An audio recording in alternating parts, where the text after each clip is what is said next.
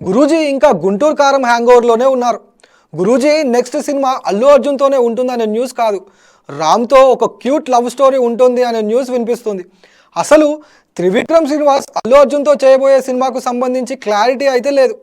ఇక young hero రామ్తో cute love story చేయాలని గురూజీ డిసైడ్ అయినట్లు సోషల్ మీడియాలో వార్తలు వినిపిస్తున్నాయి.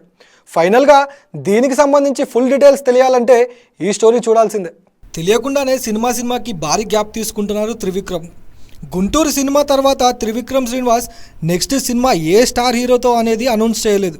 అలానే త్రివిక్రమ్ శ్రీనివాస్ అల్లు అర్జున్ కాంబినేషన్లో సినిమా ఉంటుందని ప్రకటించిన దీనిపై ఎలాంటి క్లారిటీ లేదు. ఇక పరిస్థితి చూస్తుంటే త్రివిక్రమ్ మళ్ళీ లాంగ్ గ్యాప్ తీసుకునే ఛాన్స్ కనిపిస్తుంది. ప్రస్తుతం అల్లు అర్జున్ పుష్ప 2తో బిజీగా ఉన్నారు. దీని తర్వాత అట్లీతో సినిమా దాదాపు ఓకే అయినట్లుగా వార్తలు వినిపిస్తున్నాయి.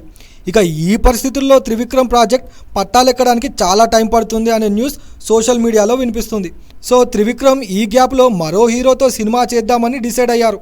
ఇక మొన్నటి వరకు natural star Nani, victory Venkatesh multi స్టారర్గా గురూజీ ఓ సినిమా చేద్దామని అనుకున్న ఈ ఇద్దరు హీరోలు ఇతర ప్రాజెక్టుల్లో ఫుల్ బిజీగా ఉన్నారు. త్రివిక్రమ్ శ్రీనివాస్కి శ్రావంతి మూవీస్తో మంచి అనుబంధం ఉంది. నువ్వేతో త్రివిక్రమ్కు దర్శకుడిగా ఫస్ట్ ఛాన్స్ ఇచ్చింది శ్రవంతి రవికిషోర్. ఇక నువ్వు నాకు నచ్చావు సినిమా కూడా అదే బ్యానర్లో వచ్చింది.